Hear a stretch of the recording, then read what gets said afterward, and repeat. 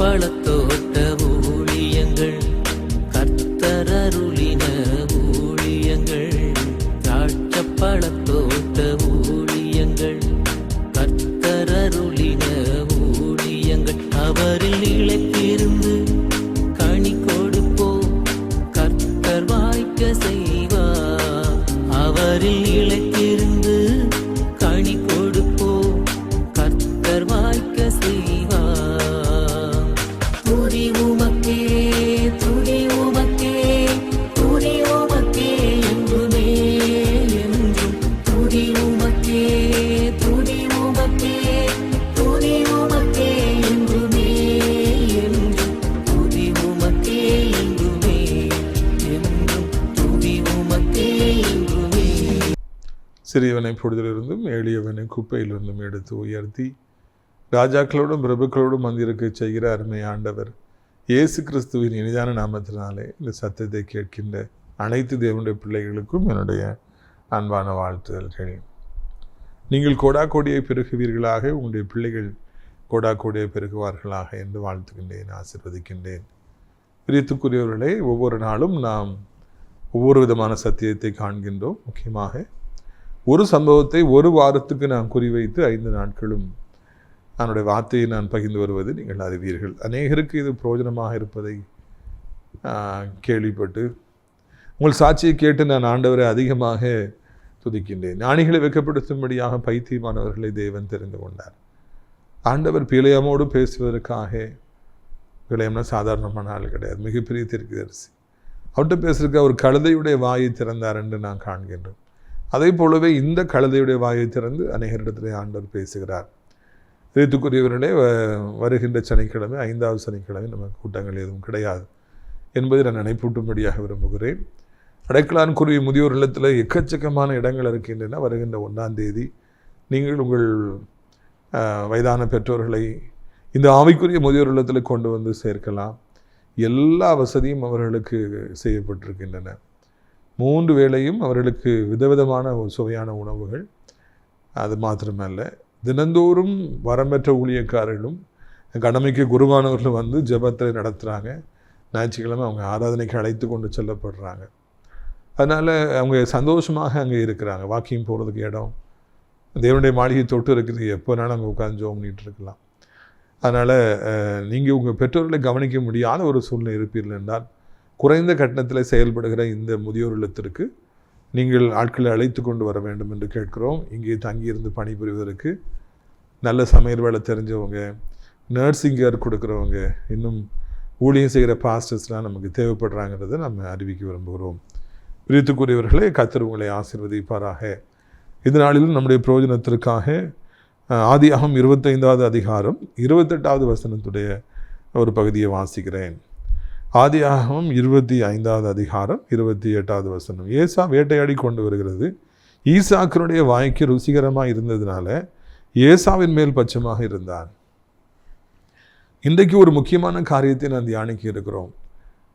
யாக்கோபுடைய வாழ்க்கை பிரயாணத்தில் யாக்கோபு சந்தித்தவர்கள் என்பதுதான் இந்த நாளிலே இந்த வாரத்திற்கான தலைப்பு. முதல்ல அவர் தாயார் எந்த அளவுக்கு யாக்கோபை நேசித்தார், யாக்கோபை எப்படி கண்மண் தெரியாமல் அவங்க பின்பற்றினாங்க, நேசித்தாங்க, எல்லா கட்டத்திலும் கூட இருந்தாங்க, தூக்கி விட்டாங்க அப்படிங்கிறதெல்லாம் நம்ம பார்க்குறோம். இன்றைக்கி 2வதாக யாக்கோபு வாழ்க்கை பிரயாணத்தில் சந்தித்த நபருடைய தகப்பன், அவரை குறித்தும் அவர் எப்படியாக யாக்கோபை நேசித்தார், இல்லைனா எந்த இடத்துல வச்சுருந்தார் என்பதெல்லாம் இன்றைக்கி நம்ம தியானிக்க இருக்கிறோம்.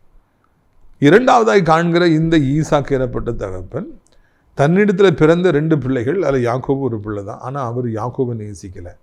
அவர் எப்பொழுதுமே யாக்கோபுடைய அண்ணனாகிய ஏசாவை தான் அவர் அதிகமாக நேசித்தார். எதுக்காக ஏசாவை அவர் நேசித்தார்னா, அந்த ஏசா வனசஞ்சாரியாக இருந்து காட்டில் போய் வேட்டையாடி அதை கொண்டு வந்து அதோட விட்டுறாமல் நல்லா கழுவி, நல்லா வெட்டி, நல்லா சமைச்சு ருசி அப்பாட்ட போய் கொடுக்குறாரு. ஆம்பளை இல்லையா அப்பா ஈசாக்கு, அவர் நல்லா ருசியாக சாப்பிட்றாரு. நல்லா டேஸ்ட்டாக இருக்க மகனே அப்படின்னு சொல்லி அந்த மகனாகிய ஏசா மேலே அவருக்கு ஒரு அதிக பாசம் வந்துடுது. எனக்கு பிரியமானதை கொண்டு வர்றது நீதான்ப்பா, நீதான் என் வாரிசு அப்படின்னு சொல்லி கட்டி பிடிச்சிக்கிறாரு. பக்கத்தில் நிற்கிறாரு தம்பி யாக்கோபு. அவர் காட்டுக்கு போக மாட்டார். அவர் குணசாலியும் கூடாரவாசி, அம்மா பின்னாலே நிற்பார். அதனால் அவர் கண்டுக்கிடவே கிடையாது. யாக்கோபு வந்தாலே பார்க்குறதே கிடையாது. மகனே ஏசா, வா வா வா, நீ தான் எனக்கு முக்கியம், நீ தான் என் வாரிசு, வா வா, நீ எவ்வளோ நல்ல பையன்ப்பா, எப்படிப்பா நீ இப்படி வேட்டையாடுற, எப்படிப்பா அப்பாவுக்காக இப்படி சமைச்சு ருசியாக கொண்டு வந்திருக்கிற, அப்பா நீ நல்லா இருக்கணும்ப்பா அப்படின்னு சொல்லி அவருடைய மனது ஏசாவின் பின்பு சென்று கொண்டே இருந்தது. அவருடைய வாய் ஏசாவை புகழ்ந்து கொண்டே இருந்தது.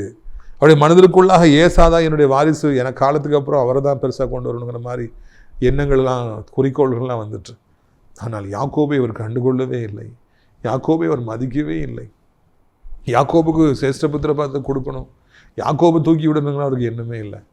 யாக்கோபை அற்பமாக அவர் நினைத்தார். அதனால தான் அவர் ஏசா மேலே பட்சமாக இருந்தார். இப்போ நீங்கள் யாக்கோபுடைய இடத்துல இருந்துட்டு இந்த சம்பவத்தை பார்க்கணும். ஏசாவுக்கு ரொம்ப சந்தோஷமாக இருந்திருக்கும், அப்பாவுக்கு என்ன தான் பிடிச்சிருக்கு, அப்பா ரொம்ப சந்தோஷமாக இருக்காங்க என் மேலே, நான் தான் அப்பாவுடைய வாரிசு, பிடிச்சிருக்கும். அப்பாவுக்கு என் மகன் எனக்கு வேட்டையாடி கொண்டு வரான், நான் அவனுக்கு தான் எல்லாம் கொடுப்பேங்கிற மாதிரி ஒரு மைண்ட் செட். ஆனால் இங்கே யாக்கோபுடைய இடத்துலேருந்து பாருங்கள், என்ன எங்கள் அப்பா நேசிக்கலையே, என் மேலே பச்சைமா இல்லையே, எல்லாத்தையும் அண்ணனுக்கெல்லாம் கொடுப்பேங்கிறாங்க, ஏன் என் மேலே அப்பாவுக்கு பாசம் இல்லை. அந்த சம்பவமும் அப்பாவுடைய மனநிலைமையும் யாக்கோபை பாதித்திருக்குமா பாதித்திருக்காதா என்பதுதான் இதனாலே நாம் கேட்க வேண்டிய முக்கியமான ஒரு கேள்வி. நிச்சயமாக பாதித்திருக்கும். சின்ன வயசுலேருந்தே அப்பாவுக்கு என்னை பிடிக்கலைங்கிறது அந்த குட்டி யாக்கோபுடைய உள்ளத்தை எப்பொழுதுமே உடைத்து கொண்டிருக்கும் என்பதை நாம் மறந்து போகவே கூடாது. பிரியத்துக்குரியவர்களே, எப்பொழுது நாம் பைபிளை எடுத்து வாசித்தாலும் அதில் உள்ள கதாபாத்திரங்கள், கேரக்டர்ஸ் வரும்பொழுது நாம் அவங்க இடத்துல போய் நின்றுக்கிட்டு அவங்கள யோசித்து பார்க்கணும். அவங்க எப்படி யோசித்திருப்பாங்க, எப்படி ஃபீல் பண்ணியிருப்பாங்கிறத நம்ம சிந்தித்து பார்க்கணும். அப்பொழுது அந்த சம்பவங்கள் நமக்கு இன்னும் அதிகமாக புரியும். முக்கியமாக ஊழியம் செய்பவர்களுக்கு அது நல்லா புரிஞ்சிச்சுன்னா அவங்க பிரசங்கம் பண்ணுவதற்கு அது மிகவும் ஏதுவாக உதவியாக இருக்கும் அல்லவா. பிரியத்துக்குரியவர்களே, இந்த மாதிரியாக என்னை நேசிக்கலை, அப்பா என்னை நேசிக்கலையேங்கிற கவலையில் தான் அவர் வாழ்க்கை போகுது. அது அவருக்கு நிச்சயமாக ஒரு மன உளைச்சலை கண்டிப்பாக ஏற்படுத்தி இருக்கும். ஒரு பக்கம் உயிரை கொடுக்குறேன்னு சொல்கிற தாயார், இன்னொரு பக்கம் கண்டுகொள்ளாத தகப்பன். அநேக தேவனுடைய பிள்ளைகள் இந்த அனுபவத்தின் வழியாக போனாங்க. தாவீதும் இதே மாதிரி தான் போனார். அப்பா கண்டுகொள்ளவே இல்லை. அண்ணன்மார்கள் அற்பமாக நினச்சாங்க, கணக்கிலே வைக்கல. வீட்டில் ஃபங்க்ஷன் நடக்கும்போது மிகப்பெரிய தீர்க்கதரிசி ஆகிய சாமுவேல் வரும்போது அவரை கவுண்ட் பண்ணவே இல்லை, அவர் இருக்காருன்னு சொல்லவே இல்லை. அப்போ அது எவ்வளோ வேதனையாக இருந்திருக்கும். என்றைக்கு நீங்கள் ஒரு மனிதனாலே அற்பமாக எண்ணப்படுகிறீர்களோ, அவங்க உங்களை பார்த்தோன்னே முகத்தை திருப்பிக்கிறாங்களோ, சீன் கையை தூக்குறாங்களோ, இல்லைன்னா முகத்தை திருப்பி ஆனால் அருவருப்பாக பார்க்குறாங்களோ, அன்றைக்கு உங்களுடைய மனநிலைமை மிகவும் பாதிக்கப்படும். அதைத்தான் இந்த நாளிலே நீங்கள் அறிய வேண்டும். நீங்கள் எவ்வளவு கர்த்தருடைய பிள்ளையாக இருந்தாலும், நீங்கள் எத்தனை மணி நேரம் நீங்கள் ஜெபித்தாலும், எவ்வளவு ஆவிக்குரிய வல்லமையும் வர்றங்களை நீங்கள் பெற்றிருந்தாலும், எவ்வளவோ அதிசயங்களை அற்புதங்களை செய்தாலும், இல்லை எவ்வளவோ நீங்கள் சம்பாதித்தாலும், நீங்கள் எவ்வளவோ நல்லவர்களாக இருந்தாலும், ஒவ்வொரு நாளும் எவ்வளோ தூரம் நீங்கள் வாக்கிங் போனாலும், எவ்வளவோ கஷ்டப்பட்டு சம்பாதிக்கிற மனுஷனாக இருந்தாலும், நீங்கள் நீதி நியாய உடையவர்களாக இருந்தாலும், உண்மை உத்தமம் உடையவர்களாக இருந்தாலும், நீங்கள் ₹1 கூட பெற ஏமாத்தாதபடி நீங்கள் வாழ்ந்தாலும், எவ்வளவோ நற்குணங்கள் உங்களுக்கு காணப்பட்டாலும், அநேகர் உங்களை இது நிமித்தமாக நேசித்தாலும், உங்களை கண்டுகொள்ளாத, உங்களை அற்பமாய் எண்ணுகிற, உங்களை கேவலமாய் பேசுகிற ஒரு கூட்டம் எப்பொழுதும் உங்களுடைய வாழ்க்கையில் இருந்து கொண்டே தான் இருக்கும். அதை முதலாவது நீங்கள் புரிந்து கொள்ள வேண்டும் என்று உங்களை அன்போடு நான் அழைக்கின்றேன். அது ஒரு கசப்பான ஒரு உண்மை. நம்மளை கண்டுக்கிடாது, நம்மளை பார்த்தாலே அற்பமாக நினைக்கிற, நம்மளை அருவருப்பாக நினைக்கிறவங்க ஒரு கூட்டம் இருந்துக்கிட்டே தான் இருக்கும். நீங்கள் என்ன பண்ணாலும் அதில் குற்றம் கண்டுபிடித்து, நீங்கள் நல்லது செய்தாலும் அதில் தப்பு, இதில் தப்புன்னு சொல்லுகிறேன். உங்களை எப்படியாவது மட்டத்தட்ட நினைக்கிற ஒரு கூட்டம் இருந்து கொண்டே தான் இருக்கும். இதை தாண்டின நாளிலே நாம் யாக்கோபுடைய வாழ்க்கையில் காண்கிறோம். அவரை தகப்பன் மெச்சவே இல்லை, அவருடைய தகப்பன் தட்டி கொடுக்கவே இல்லை, பாராட்டவே இல்லை, உனக்கு நான் எல்லாம் செய்வேன்னு சொல்லவே இல்லை. அற்பமாக நினைத்தார், என்று சொல்லி நினைத்தார். வீட்டுக்குள்ளே கிடக்கிற பையன் ஏசாவை பாரு, எப்படி வெளியே போகிறான், காட்டுக்கு போகிறான், வேட்டையாடுறான், வில் வித்தையில் எப்படி இருக்கிறான் பார், எனக்கு எப்படி சாப்பாடு கொண்டு வரான் பார், எப்படி கறி சமைச்சு கொண்டு வந்திருக்கான் பார், நீ என்னத்துக்காக? யாக்கோபை கண்டுகொள்ளாமல் தகப்பன் விட்டது போல, அற்பமாய் பேசியது போல உங்களையும் அப்படி அற்பமாய் நினைக்கிற, அற்பமாய் பேசுகிற ஒரு கூட்டம் கண்டிப்பாக இருக்கும். அது ரொம்ப வேதனையாக இருக்கும், ரொம்ப வலிக்கும். வேலை பார்க்குற இடத்துல உங்களை விட ரொம்பவும் திறமையில் குறைந்த, ஒன்றுத்துக்கு ஆகாத, ஒரு நாடகம் ஆடுகிற பொய்யான மனிதர்களுக்கு அதிக முக்கியத்துவத்தை கொடுப்பாங்க. அவங்கள தலையில் தூக்கி வச்சு கொண்டாடுவாங்க. அவரை மாதிரி ஒருத்தர் உண்டோன்னு கேட்பாங்க. ஆனால் உங்களை அற்பமாக நினைப்பாங்க, கேவலமாக நினைப்பாங்க. உண்மை யுத்தமாய் வாழுகிற உங்களை அவ்வளவு கேவலமாக பேசுவாங்க. பொய்யாய் வாழ்கிற மனிதர்கள் இந்த உலகம் பெரிய ஆட்கள்னு சொல்லி பேசும், அவங்கள தூக்கி வச்சுட்டு கொண்டாடும். அப்போ உங்களுக்கு ஒரு கேள்விக்குறி வரும், நான் எவ்வளவு கடவுளுக்கு பயந்து உண்மையாக வாழ்கிறேன், இப்படி பொய்யாய் வாழ்கிறவங்களை இப்படி இந்த உலகம் ஏற்றுக்கிடுது, பெருசாக நினைக்குது என்ன? இதுதான் இன்னைக்கு நிறைய பேர்களுக்கு பிரச்சனை. ஒன்றுக்கும் உதவாதவர்களை இந்த சமுதாயம் புகழ்கின்றதே, பெரிதாய் நினைக்கின்றதே, பெரிதாய் பேசுகிறதே, புகழ்கின்றதே. உண்மை யுத்தமாய் வாழ்கிற, அவளை விட எத்தனையோ மடங்கு நல்லவனாய் இருக்கிற, திறமை வாய்ந்தவனாய் இருக்கிற என்னை யாருமே கண்டுகொள்வதில்லையே என்கிற அந்த கவலை அநேகரை வாட்டி வதைக்கிறது என்பதுதான் என்னால் நான் கண்டுகொள்கிற வேண்டிய ஒரு காரியம். இது லாங் டைமாக எல்லாருடைய வாழ்க்கையிலுமே நடந்து தான் தீரும். நீங்கள் கண்டிப்பாக ஈசாக்க சந்தித்து தான் ஆகணும். உங்களை அற்பமாக நினைக்கிறவங்களை நீங்கள் உங்கள் வாழ்க்கையில் கண்டிப்பாக கடந்து வந்து தான் ஆகணும். நீங்கள் எந்த ஊருக்கு போனாலும், எந்த பிஸ்னஸ் பண்ணாலும், என்ன படித்தாலும், எந்த ஜனங்கள் மத்தியில் வாழ்ந்தாலும் உங்களை அற்பமாக நினைக்கிறவங்க கண்டிப்பாக வரதான் செய்வாங்க. அதெல்லாம் நீங்கள் கடந்து வந்து தான் ஆகணும். அதெல்லாம் நீங்கள் ஃபேஸ் பண்ணி தான் ஆகணும். ஏன் என்னை அற்பமாக நினைக்கிறாங்க, எதுக்கு என்னை வேண்டான்னு சொல்லிட்டாங்க நீங்கள் கவலைப்பட்டீங்கன்னா அந்த பூமியில் வாழ முடியாது. ஓகே, பரவாயில்லை, என்னை அவங்க ஏற்றுக்கல, என்னை அற்பமாக நினைக்கிறாங்க, என்ன செய்ய முடியும்? பொய்யானவங்க தான் அவங்களுக்கு பெருசாக தெரிகிறாங்க, அயோக்கியர்கள் தான் அவங்க புகழ் பாடுறாங்க. சரி, பரவாயில்லை, கடவுள் அதை அனுமதிக்கிறாருன்னு சொல்லிட்டு நாம் நம்முடைய வாழ்க்கையில் தொடர்ந்து பிரயாணப்படுவதற்கு நீங்கள் முதலாவது உங்களை பழக்க வைத்துக் கொள்ள வேண்டும் என்று உங்களை அன்போடு கூட நான் கேட்டுக்கொள்வேன். உங்களை விட இன்னொருத்தருக்கு அதிக கனம் கொடுக்கப்படுதுன்னா அதை ஏற்றுக்கொள்ளுங்க. அவங்க ஒன்றுத்துக்கு உதவாதவங்களாக இருக்கலாம், பொய்யானவங்களாக இருக்கலாம். கர்த்தர் அனுமதிச்சிருக்கிறாரு. கர்த்தருடைய அனுமதி இல்லாமல் உங்களுடைய வாழ்க்கையில் இது நடக்குமா? பரவாயில்லைன்னு சொல்லிட்டு நம்ம ஏற்றுக்கொள்ளணும். அங்கே தாவீதை ஜனங்கள் புகழ்ந்த பொழுது, ஒரு மாற்ற மக்களுடைய மனநிலைமையில் வந்த பொழுது, சவுல் ராஜா அதை எளிதில் எடுத்திருப்பார்னா இவ்வளோ பிரச்சனை வந்திருக்காது, இவ்வளோ குழப்பம் வந்திருக்காது. அவர் தாவீதையும் டார்ச்சர் பண்ணியிருக்க மாட்டார், தானும் குத்துண்டு செத்துருக்க மாட்டார். அவர் நல்லா நிம்மதியாக வாழ்ந்திருக்கலாம். இன்னொருவரை மக்கள் ஏற்றுக்கொள்கிற பொழுது, புகழ்கிற பொழுது, இன்னொருத்தர் பின்னால் ஒரு கூட்டம் போகிற பொழுது, உங்கள்கிட்ட அவ்வளோ திறமை இருந்தும், அவ்வளோ நல்லவராக இருந்தும் உங்களை ஜனங்கள் கண்டுகொள்ளாமல் போகிற பொழுது அது உங்களை பாதிக்காதபடிக்கு பார்த்துக்கொள்ளுங்க.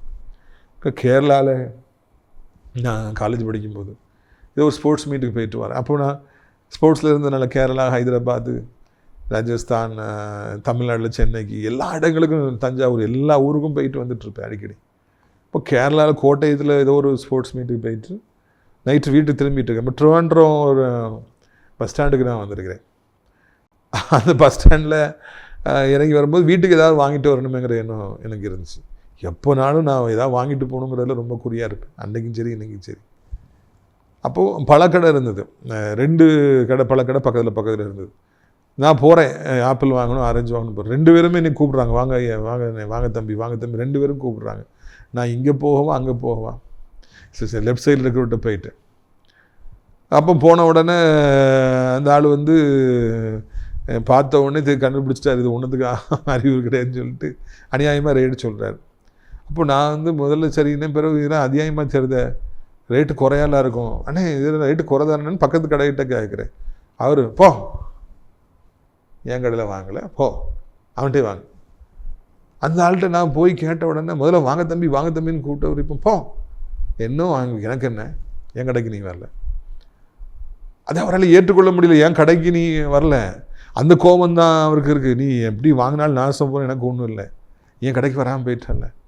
தான் கடைக்கு வராமல் இன்னொரு கடைக்கு போயிட்டு தான் அவரால் ஏற்றுக்கொள்ளவே முடியவில்லை. நீங்கள் ஒரு கடை வச்சுருப்பீங்க, எதிர்த்தாப்புல ஒரு கடை வச்சுருப்பாங்க. அவங்க நல்லவங்களா கெட்டவங்களா, குணசாலி இல்லையா, கர்த்தருடைய பிள்ளையா இல்லையா, நிறைய பேர் அந்த கடைக்கு போகலாம். உங்கள் கடையை அவங்க புறக்கணிக்கலாம். தயவு செய்து அவர்களை வெறுக்காதீர்கள். அந்த கடைக்கு போகிறவங்களே நீங்கள் வெறுக்காதீங்க. கர்த்தர் அதை பார்த்துட்டு இருப்பார். போட்டு நல்லா இருக்கட்டும், கர்த்தர் எனக்குரியதை அவர் நிச்சயமாக தருவார் என்பதில் குறியாக இருங்க. நான் வழக்கமாக ஒரு ஊருக்கு வெளியே ஒரு கடை உண்டு, அங்கே போய் காஃபி குடிப்பேன் அந்த ஊருக்கு போகும்போதெல்லாம். அப்போ அந்த ஐயா சொன்னார், இன்னும் சீக்கிரத்தில் ஏற்றாப்புல ஒரு பெரிய கடை இங்கே வரப்போகுது, மிகப்பெரிய கடை வரப்போகுது, ஹோட்டல் வரப்போகுது, பெரிய ஹோட்டல், வாசலில் டீலாம் வச்சு விற்பாங்க. நான் சொன்னேன், அண்ணே அப்படி பெரிய ஹோட்டலில் வந்தால் உங்கள் கடைக்கு டீ குடிக்க காஃபி குடிக்க வருவாங்கலாம் குறைஞ்சிருவாங்களே, உங்கள் பிஸ்னஸ் பாதிக்கு போட்டுருந்தேன். அப்போ அவர் ஒன்று சொன்னார், போங்க தம்பி, எவ்வளோ பெரிய கடை வந்தாண்ணே, என்கிட்ட வரவங்க கண்டிப்பாக என்கிட்ட தான் வருவாங்க, எனக்குரிய பிஸ்னஸ் எனக்கு கண்டிப்பாக நடக்கும். அங்கே போகிறவங்க தாராளமாக போட்டு, எனக்கு உரியவங்க என்கிட்ட வர தான் செய்வாங்க. கடவுள் எனக்கு கண்டிப்பாக படி அளக்க தான் செய்வார். அடுத்தாப்புல அங்கே காப்பி குடிச்சா 60 ரூபா, ஏன்ட்ட வெறும் 10 ரூபா 15 ரூபா. அங்கே போய் பார்க்குறவங்களாம் ஏன்ட்ட தான் திரும்பி வருவாங்க, நான் குறைஞ்ச விலைக்கு கொடுக்குறேன், ஏன்ட்ட தான் வருவாங்க. நம்பிக்கையோடு பேசினார். அவர் கர்த்தரை அறியாத ஒரு மனிதன். அவர் பயப்படவில்லை. ஏத்தாப்புல பெரிய கடை வரப்போகுதுன்னு பயப்படலை, ஜனங்கள் அங்கே போயிடுவாங்களேன்னு பயப்படலை. எனக்குரியது எனக்கு இருக்கும். இந்த மனநிலைமை தேவனுடைய பிள்ளைகளாகி உங்களுக்கு வேணும். ஏத்தாப்புல கடையை வச்சிருக்கவங்களை பகையாளியை நினைக்காதீங்க. அங்கே கடை போனால் அங்கே கடைக்கு கஸ்டமர்ஸ் போயிட்டாங்க, உங்கள்கிட்ட வரலன்னா கோவப்படாதீங்க, உங்களை முறைக்காதீங்க. அந்த கடைக்கு போகிறவங்க என்னைக்காவது உங்கள்கிட்ட வந்து ஜாமான் வாங்கினா இல்லை போங்கன்னு விரட்டி விடாதீங்க. அவர்களுக்கும் நீங்கள் அன்பை காண்பியுங்கள். உங்களை புறக்கணிக்கிறவர்களுக்கும் அன்பை காண்பியுங்கள். உங்களை ஒரு பொருட்டாக நினைக்காம உங்களை கேவலமாக பார்க்குறவங்களை சீன் பேசுகிறவங்களை கூட நீங்கள் மன்னித்து விடுங்கள். அவர்கள் உண்மையை அறிந்து கொள்வதற்கு நீங்கள் ஒரு கட்டி தங்கம், நீங்கள் ஒரு 24 கேரட் கோல்டு அப்படிங்கிறத கண்டுபிடிப்பதற்கான ஒரு நாள் வரும். அப்போ அவங்க வெட்கப்படுவாங்க. இந்த பிரதர்ட்டையா நான் போகாமல் இருந்தேன், இந்த பிரதரையா நான் கேவலமாக பேசினேன், இந்த நல்லவனையா இந்த உத்தமனையா நான் பகைத்தேன் என்று சொல்லி அவர்கள் வருத்தப்படுவாங்க. அப்படிப்பட்ட ஒரு சூழ்நிலை உருவாக்குவார். எப்போ தெரியுமா? இப்பொழுது நீங்கள் அதை ஏற்றுக்கொள்ளுகிற, அவர்களை ஏற்றுக்கொள்ளுகிற, அவங்க உங்களை புறக்கணிக்கிறதை ஏற்றுக்கொள்கிற பக்குவம் உங்களுக்கு இருக்கும்னா மாத்திரம் ஆண்டவர் உங்களுக்கு அப்படிப்பட்ட கணத்தை கொடுப்பார். உங்களை புறக்கணிச்சுட்டு இன்னொருத்தரை ஏற்றுக்கிறாங்களா, பரவாயில்லை, ரொம்ப சந்தோஷம், நல்லா இருக்கட்டும் நல்லா இருக்கட்டும்னு சொல்லி சொல்லுங்கள். அவங்கள பகைக்காதீங்க, காய் மகாரமாக பார்க்காதீங்க, அவங்கள பகையாளியாக நினைக்காதீங்க. எதிர்த்தாப்புல கடை வச்சுருக்கவங்கள பகையாளியாக நினைக்காதீங்க, அந்த கடைக்கு போகிறவங்கள பகையாளியாக நினைக்காதீங்க, முகத்தை திருப்பாதீங்க. எனக்கு ஒருத்தர் என்ன சொன்னார், அவர் ஒரு ஊரில் முக்கியமான இடத்துல ஹோட்டல் வச்சுருக்கிறார். எதிர்த்தாப்புலையோ பக்கத்தில் யார் அந்த லைனில் ஹோட்டல் வச்சாலும் அவருக்கு செய்வினை பண்ணி விட்ருவாங்க, அவர் பண்ணி விட்ருவார். அப்போ யாருமே அங்கே இருக்கவே முடியாது, அவங்க எல்லாத்தையும் இழந்து அவங்க போக வேண்டிய ஒரு சூழ்நிலை வந்துடும்.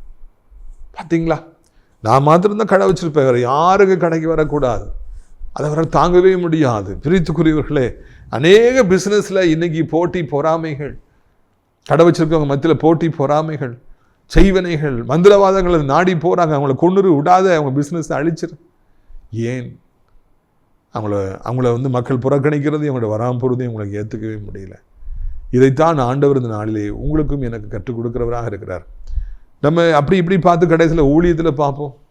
ஒரு ஊரில் நிறைய ஊழியக்காரங்க இருப்பாங்க, சர்ச்சுக்கா பஞ்சம், நாளுக்கு நாள் சர்ச்சு வந்துக்கிட்டே இருக்குது. உங்கள் சர்ச்சுக்கு யார் வராங்களோ அவங்க தான் உத்தமர்கள். உங்கள் சர்ச்சுக்கு வராமல் இன்னொரு சர்ச்சுக்கு போயிட்டாங்கன்னா அவங்க அயோக்கியர்கள் நினைக்காதீங்க. எந்த சர்ச்லேயும் ஆண்டவர் இருக்கார், எல்லா ஊழியக்கார்ட்டையும் ஆண்டவர் இருக்கார். அவர்களை பகைக்காதீங்க. உங்கள் ஊழியம் தான் உண்மையான ஊழியன்னு சொல்லி நினைக்காதீங்க. நீங்கள் நிறைய பேர் அப்படி நினைக்கிறாங்க. என் ஊழியம் தான் உண்மையான ஊழியம், நான் தான் உண்மை உத்தமாக ஊழியம் செய்கிறேன், என்கிட்ட இருக்கிறவங்க தான் உண்மையானவர்கள்னு சொல்லி நிறைய பேர் அந்த அந்த மாதிரி ஒரு பாஸ் ரீதியிலே இன்றைக்கி பேசுகிறாங்க. அதை நம்ம நினச்ச வருத்தமாக இருக்கிறது, சிரிப்பாக இருக்கிறது. இன்னொரு ஊழியத்துக்கு போகின்றவர்களே ஒரு பொழுதும் நாம் அற்பமாக இன்னுமே கூடாது. முக்கியமாக அவர்களை எதிரிகளாக நாம் நினைக்கவே கூடாது. இன்னொரு ஊழியம் செய்யும் பொழுது அந்த ஊழியத்தை தரக்குறைவாக நாம் பேசவே கூடாது. இது இந்த நாளிலே கர்த்தர் நம்மிடத்தில் எதிர்பார்க்கிற காரியம். ஆனால் துரதிர்ஷ்டவசமாக அப்படிப்பட்ட அளவிற்கு பக்குவம் அநேக ஊழியக்கார்ட்ட இல்லைங்கிறது வந்து நமக்கு வருத்தத்தை அளிக்கின்றது. நான் வாலிப வயதிலே ஊழியத்தை செய்து கொண்டிருந்த பொழுது கர்த்தர் அநேக வரங்களை கொடுத்து என்னை அலங்கரித்திருந்தார். அப்போ அதை பற்றி அறிந்திருந்த வாலிபர்கள் தங்கள் ஊருக்கு அழைத்து கொண்டு போனார்கள். ரொம்ப தூரம், சென்னையிலிருந்து. நான் இப்போ சென்னையில் படிச்சுட்டு இருக்கிறேன். ரொம்ப தூரத்துக்கு போய் ஊழியத்தை செய்ய வேண்டிய ஒரு சூழ்நிலை. அப்போது அந்த ஒரு சபை வச்சுருந்த பாஸ்டர் என்னை ஏற்றுக்கொண்டார். ஏனென்றால் அவருடைய மகன் அங்கே வந்து என்கிட்ட படிச்சுக்கிட்டு இருந்தார். அவருடைய ஃப்ரெண்ட்ஸ்லாம், அந்த ஊரை சார்ந்தவங்கெல்லாம் என் மேலே ரொம்ப அன்பாக இருந்தாங்க, அண்ணன்னு சொல்லி சொல்லுவாங்க. அதனால் அங்கே கொண்டு போய் விட்டு ஒரு சபையில், அவங்க அப்பா பெரிய சபை, சர்ச்சில் வச்சு என்னை செய்தி கொடுக்கும்படியாக, மக்கள் ஜெபிக்கும்படியாக நல்லா பயன்படுத்தினாங்க. அதுக்கப்புறமா அந்த ஐயா வந்து அவருடைய மகன் வந்து நிறைய வீடுகளுக்கு என்னை கொண்டு சென்று என்னை ஜெபிக்க அழைத்து கொண்டு போனார். அப்பொழுதே வீடு சந்திக்கின்ற ஊழியம் ஆரம்பித்து விட்டது. அப்போ அங்கே போகும்போதுலாம் கர்த்தர் வெளிப்பாடுகளை தீர்க்கதரிசனங்கள் தாராளமாய் கொடுப்பார். ஜனங்கள்லாம் ரொம்பவும் ஆச்சரியப்படுவாங்க, சந்தோஷப்படுவாங்க, சந்தோஷத்தில் கண்ணீர் விடுவாங்க. அப்போ ஒரு கடையில் போய் ஜெபிக்க சொன்னார். நானும் ஜெபித்து வெளிப்பாடுகளை கொடுத்துட்டு இருந்த பொழுது பக்கத்தில் ஒருத்தர் வந்து என் கடைக்கும் ஜெபியுங்கள் என்று சொல்லி சொன்னார். அப்போ நானும் உடனே போய் நானும் ஜெபித்தேன். வெளிப்பாடுகளை கர்த்தர் கொடுத்தார். என்னை அழைச்சிட்டு போனேன். அந்த பையன் தூரத்தில் நின்றுட்டார், அவர் வரவே இல்லை. அப்போது அந்த புதிய கடையில் இருக்கிறவர் எனக்கு சோத்திரம் சொன்னார், ரொம்ப சந்தோஷப்பட்டார். உங்கள்கிட்ட கர்த்தர் இருக்கிறார்னு சொன்னார். எல்லாத்தையும் அவர் பார்த்துட்டு தான் கிட்ட வரவே இல்லை. நான் முடித்து விட்டு அவர்கிட்ட போனேன். அவர் நேரடியாக வீட்டுக்கு அழைத்து கொண்டு போனார். அப்போ அவங்க அப்பாட்ட நான் சொல்லிட்டு இருந்தேன், இந்த கடைக்கெல்லாம் போனோம், இந்த வீட்டுக்கெல்லாம் போனோங்க ஐயா. பக்கத்தில் ஒருத்தர் கூப்பிட்டாரு, அவர் கடை பேர் இது, நான் அவருக்கும் ஜோமிட்டு வந்தேன் அப்படின்னு சொல்லி பெருமையாக சொன்னேன், சந்தோஷமாக சொன்னேன். உடனே அவங்க அப்பா சொன்னாங்க, அங்கெல்லாம் போகாதீங்க, அவருக்கெல்லாம் ஜோம் பண்ணாதீங்க. எதுக்கு ஐயான்னு சொல்லி கேட்டேன். நம்ம சபைக்கு ஒழுங்காக வந்துட்டு இருந்தாங்க, இப்போ வந்து விட்டுட்டு வேற ஒரு சபைக்கு போகிறாங்க, அவங்களுக்குலாம் நீங்கள் ஜோம் பண்ணக்கூடாது அப்படின்னு சொல்லி அவங்கள ஒரு பெரிய பகையாளி போல என்கிட்ட அவங்க பேசினாங்க. அப்பொழுது நான் அதிர்ந்து போனேன். எவ்வளவு பெரிய ஒரு ஊழியக்காரர், எவ்வளவு வயது முதிர்ந்தவர், எவ்வளவு அனுபவம் வாய்ந்தவர், எவ்வளவு வல்லமையாய் ஊழியம் செய்கிறவர். ஆனால் ஒரு சின்ன காரியத்தை தாங்க முடியல. நம்ம சபைக்கு வந்துட்டு இருந்தாங்க, இப்போ நம்மகிட்ட வரதில்லை, வேற ஒரு சபைக்கு போகிறாங்க, அதனால அவங்களுக்கு ஜெபம் பண்ணக்கூடாது, அவங்களுக்கு தீர்க்கதரிசனம் சொல்லக்கூடாது என்று தடை பண்ணினார். பிரியத்துக்குரியவர்களே, அதை கேட்ட பொழுது நான் அதிர்ந்து போனேன். அது அந்த சின்ன வயதில் எனக்கு ஏற்றுக்கொள்வதற்கு மிகவும் கஷ்டமாக இருந்தது. அது எப்படி தடை பண்ண முடியும்? அவனுடைய ஊழியத்தை தடை பண்ண முடியும்? நம்ம விட்டு ஒருத்தர் போயிட்டாங்க, சபையை விட்டு போயிட்டாங்கன்னா அவங்களுக்கு ஒன்றுமே கொடுக்கக்கூடாது, வெளிப்பாடை கொடுக்கக்கூடாது, அவங்க நல்லா இருக்கக்கூடாதுன்னு நினைப்பது என்ன நியாயம் என்று அப்பொழுதே என் உள்ளத்தில் எனக்கு ஒரு கேள்வி வந்தது. இது என்னை பாதித்த சம்பவங்களில் இதுவும் ஒன்று. ஊழியத்தில் என்னை பாதிக்கும்படியாக எத்தனையோ சம்பவங்கள் நடந்திருக்கிறது. நான் மேகசீனை மாதந்தோறும் வெளியிடுகிற பொழுது ஆரம்ப காலத்தில் நான் எழுதி கொண்டிருந்த ஒரு தலைப்பு தான் என்னை பாதித்த விஷயங்கள் என்று சொல்லி. ஊழியக்காருடைய மனநிலைமைகள் இப்படியாக சுயநலமாக இருக்கிறது, தன்னை விட்டு போகின்றவர்களுக்கு ஒன்றுமே கிடைக்கக்கூடாதுன்னு அவங்க நினைக்கிறாங்களே, இது என்ன நியாயம் என்று நான் நினைத்தது உண்டு. இதுதான் இன்றைக்கு அநேக ஊழியங்களில் இருப்பதை காண்கிறோம். இன்றைக்கு நிறைய சபைகள் ஆரம்பித்து கொண்டே இருக்கு. நாள்தோறும் சபைகள் வந்துகிட்டே இருக்கு, நாள்தோறும் ஊழியக்காரங்க வந்துகிட்டே இருக்கிறாங்க. சோத்திரம், எல்லாரும் ஏசப்பாவுக்கு தான் ஊழியம் செய்கிறாங்க, அப்படி தானே? அதெல்லாம் நமக்கு சந்தோஷமான ஒரு காரியம். யாரும் நமக்கு எதிராளி அல்ல, யாரும் நமக்கு போட்டியாளர் அல்லவே அல்ல. நம்மை விட்டு விட்டு இன்னொருவருக்கு அதிக கூட்டம் வந்தால், இல்லைன்னா நிறைய பேர் வேற ஒத்துட்டு போனாங்கன்னா ரொம்ப சந்தோஷம். கர்த்தர் அவர்களை ஆசீர்வதிக்கட்டும், நம்முடைய ஊழியத்தை ஆசீர்வதிக்கட்டும்னு சொல்லி நம்ம சொல்லணும். அதை விட்டு நாம் எதிராளிகளாக நாம் எண்ணவே கூடாது. இதைத்தான் ஆண்டவர் நாளிலே சொல்லிக் கொடுக்கின்றார். உங்களை விட இன்னொருவர் ஜனங்கள் பெரிதாக எண்ணுகிற பொழுது, புகழ்கிற பொழுது, அவர்கள் பின்பாய் போகிற பொழுது, உங்களை அற்பமாய் நினைக்கிற பொழுது, உங்களை கேவலமாய் பேசுகிற பொழுது, உங்களுடைய பக்கமாய் திரும்பாத பொழுது அதை பெருசாக நினைக்காதீங்க. அது அற்பமாக அதை நீங்கள் நினச்சி வேதனைப்படாதீங்க. உங்களை அற்பமாக நினைக்கும் போது பரவாயில்லை அப்படின்னு சொல்லி கர்த்தரை துதியுங்க. அப்படி நீங்கள் அதை ஏற்றுக்கொள்வீர்கள் என்றால் ஒரு நாள் வரும்பொழுது உங்களை விட்டு போனவெல்லாம் வெட்கப்பட்டு உங்களை தேடி வரும்படியான ஒரு சூழ்நிலையை உருவாக்குவார். அகித்தோஃபல் எனப்பட்ட ஒரு பெரிய ஆலோசனைக்காரன் தாவீது ராஜாவுக்கு இருந்தார். அவர்கிட்ட ஆலோசனை கேட்டால் கடவுள்கிட்ட கேட்ட மாதிரி அந்த மாதிரி ஞானம் புத்தி அவருக்கு இருந்துச்சு. தாவீதுக்கு எதிராக அவருடைய மகனாகிய அப்சலோம் எழும்பிய பொழுது தாவீது ஒளிஞ்சிக்கிட்டார், ஓடி காட்டில் போய் ஒளிஞ்சிக்கிட்டார். அந்த நேரத்தில் இந்த அப்சலோமுக்கு ஆலோசனைக்காரனாக அகித்தோஃபல் மாறினார். அப்போது ஒரு கட்டத்தில் அவர் அகித்தோஃபலுக்கு அப்சலோமுக்கு ஒரு ஆலோசனை சொல்கிறாரு. தாவீது நண்பனாகி ஊசாய் இன்னொரு ஆலோசனை சொல்கிறார். இவர் சொன்ன ஆலோசனை தான் நல்ல ஆலோசனை, அவர் சொல்கிறது தப்பான ஆலோசனை. ஆனால் அகித்தோஃபல் எனக்கு ஊசாயுடைய ஆலோசனை தான் வேணும், இவர் ஆலோசனை வேண்டான்னு சொல்லிட்டு அவர் புறக்கணிச்சிடுறார். அப்போ என்னுடைய ஆலோசனை ஏற்றுக்கொள்ளலையே, இன்னொருத்தனுடைய ஆலோசனை ஏற்றுட்டாங்கன்னு தாங்க முடியாமல் அந்த ப்ரெஸ்டீஜியஸ் மேன், அந்த அந்த அகித்தோஃபல் எனப்பட்ட கணம்புரந்திய மனிதன் போய் நாண்டு கொண்டு செத்தான் என்று காண்கின்றோம். இன்றைக்கி இதே தான் நடக்குது. என் பேச்சை கேட்க மாட்டேங்காங்களே, அம்மா அப்பா அல்லது நான் பிள்ளைகளுக்கு திருமணம் ஆகிற பொழுது, புது உறவுகள் வருகிற பொழுது என் பேச்சை இன்னும் கேட்க மாட்டேங்காங்களே. நிறைய பேருக்கு இது போல் ஒரு நான் சொல்கிறபடி தான் கேட்கணும். ஊழியத்தில் இருக்கிறவங்களும் அப்படி தான் நினைக்காங்க, நான் சொல்கிறபடி தான் பாஸ்டர் கேட்கணும், நான் உட்கார சொன்னால் உட்காரணும், நான் எந்திக்க சொன்னால் எந்திக்கணும், இல்லைன்னா அவர் ஒன்றும் செய்யக்கூடாது. இன்றைக்கி நிறைய பேருக்கு இது போன்ற தவறான எண்ணங்களும் எதிர்பார்ப்புகளும் வருகின்றன.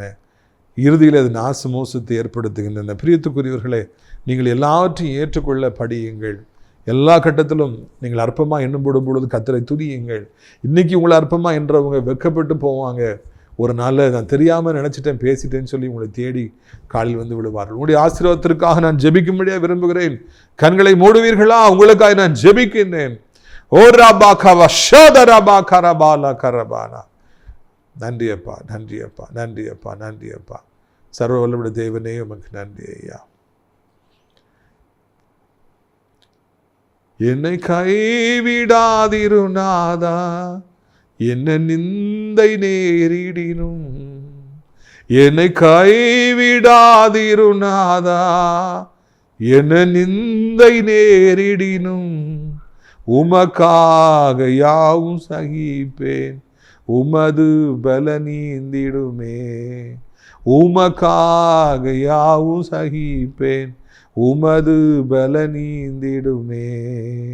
திருப்பாதம் நம்பி வந்தே, கிருபை நீரை இயேசுவே, தமதன்பை கண்டடைந்தே, தேவ சமூகத்திலே தமதன்பை கண்டடைந்தே, தேவ சமூகத்திலே.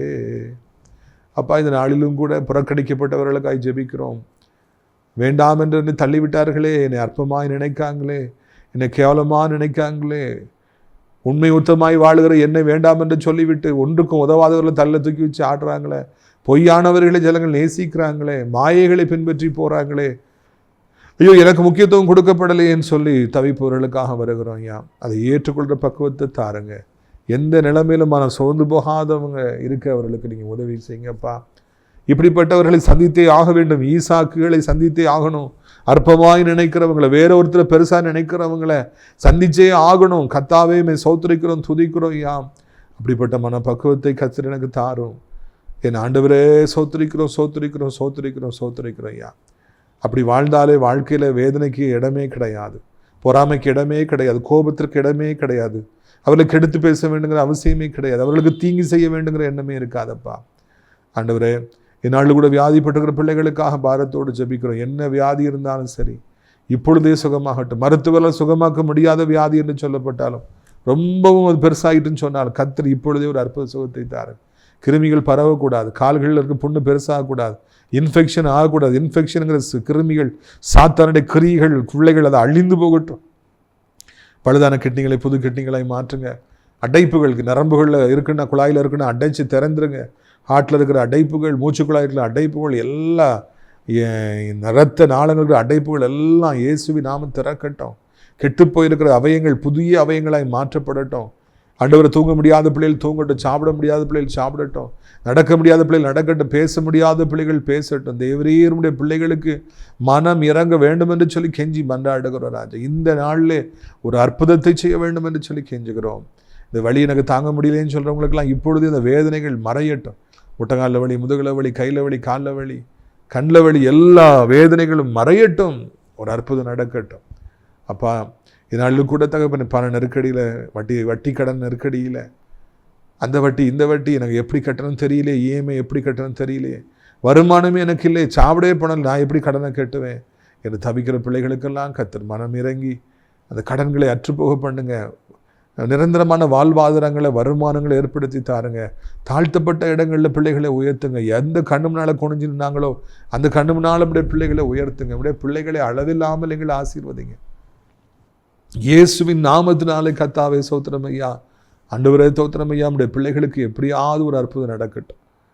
ஆண்டவரே, படித்து முடித்து பல வருடங்களாய் வேலை இல்லாமல் இருக்கிற பிள்ளைங்க வேலையை பெற்றுக்கொள்ளட்டும், வருமானத்தை பெற்றுக்கொள்ளட்டும். பிஸ்னஸ் ஒரே போட்டி, என்னை வாழவே விடமாட்டேங்கிறாங்கன்னு சொல்கிறவங்களுக்கும் ஒரு வருமானத்தை தாருங்க. இந்த உலகத்தில் வாழ வேண்டும் என்ற ஒரு வருமானம் வேண்டும் அல்லவா? பணம் இல்லாமல் யாராலையும் வாழ முடியும்? ஏற்படுத்தி தாருங்கப்பா. கிருபையை தாருங்கப்பா. இரக்கத்தை தாருங்க. படிக்கிற பிள்ளைகள் ஞானத்தை தாருங்க. மொபைல் அடிமைத்தனம், பைக் அடிமைத்தனம், கெட்ட வார்த்தைகள், கஞ்சா, போதை அடிமைத்தனங்கள் இது விடுவியும். இந்த பிள்ளைகள் நல்ல பிள்ளைகளாய் மாற்றும், சரியான பாதையில் நடத்தும். இந்த பிள்ளைகளுக்கு அற்புதத்தை செய்ய, அதிசயத்தை செய்யுங்கப்பா. ஆண்டவரே, முன்னப்பட தெரியாதவங்களோட ஓடி போயிடும் சொல்கிற வாலிய பிள்ளைகளை ரட்சித்து அது எவ்வளோ பெரிய அது ஆபத்து என்பதை ஒரு உணரும்படியே செய்து நல்ல பிள்ளைகளாய் வாழ உதவி செய்யுங்க. வயதானவர்களுக்காக ஜெபிக்கிறோம், கீழே விழுந்து விடாதபடி காத்துக்கொள்ளுங்க. வெளிநாட்டில் இருப்பவர்களுக்காக ஜெபிக்கிறோம். பிஸ்னஸ் பண்ணுறவங்களுக்காக, விவசாயம் பண்ணுறவங்களுக்காக, மீன் பிடிக்கிறவங்களுக்காக, ஆண்டவரை கடை வச்சுருப்பவங்களுக்காக, ஃபேக்ட்ரி வச்சுருப்பவங்களுக்காக, மாச சம்பளத்துக்காரங்க எல்லாருக்காக ஜெபிக்கிறோம். அனைவரையும் ஆசீர்வதியும். நீண்ட காலமாய் திருமணமாகாமல் குழந்தை இல்லாமல் இருக்கிறவங்களுக்கு, வீடு இல்லாமல் இருக்கிறவங்களுக்கு ஒரு அற்புதத்தை செய்து சொந்தமாய் கொடுங்க. ஆண்டவரே, இந்த தாய் திருநாட்டை ஆசீர்வதிங்க. அனைத்து மக்களையும் ஆசீர்வதிங்க. அனைத்து மதத்தவர்களையும் மொழி பேசுகின்றவர்களையும் ஆசீர்வதிங்க. அப்பா, அனைத்து தேவனுடைய பிள்ளைகள், அனைத்து ஊழியங்கள், அனைத்து ஆலயங்கள், திருச்சபைகள் எல்லாரும் பாஸ்டர்ஸையும் ஆசீர்வதிங்க. ஆசிரியர் திராட்சைப்பழ தோட்ட ஊழியர்களை நேசிக்கிற, நாள்தோறும் நம்முடைய நிகழ்ச்சிகளை ஆண்டவரை பார்க்கிற, அறிமுகப்படுத்துகிற, நேசிக்கிற, ஜெபத்தினாலே காணிக்கைகளை தாங்க நல்ல உள்ளம் படைத்த ஒவ்வொருவரையும் ஆசீர்வதிங்க. அடக்கலான் குருவி ஆவிக்குரிய முதியோரத்தில் தங்க அநேகர் அழைத்து கொண்டு வாருங்க. இரட்சகா, இந்த அருமையான நாளிலும் கூட அப்படியே கர்த்தாவே சோத்திரிக்கிறோம், துதிக்கிறோம் ஐயா. ஆண்டவரே, நீங்களே கர்த்தாவே சோத்திரம் ஐயா. அங்கே தங்கி பணிபுரிய நல்ல உள்ளம் படைத்தவர்களையும் தங்குவதற்கு அநேக முதியவர்களை அழைத்து கொண்டு வாருங்க. சமைக்க தெரிஞ்சவங்க, நர்சஸ், பாஸ்டர்ஸ்லாம் அழைச்சிட்டு வாருங்கப்பா. மையப்படுங்க. ரட்சகர் இயேசு மூலம் ஜெபிக்கிறோம் நல்ல பிதாவே.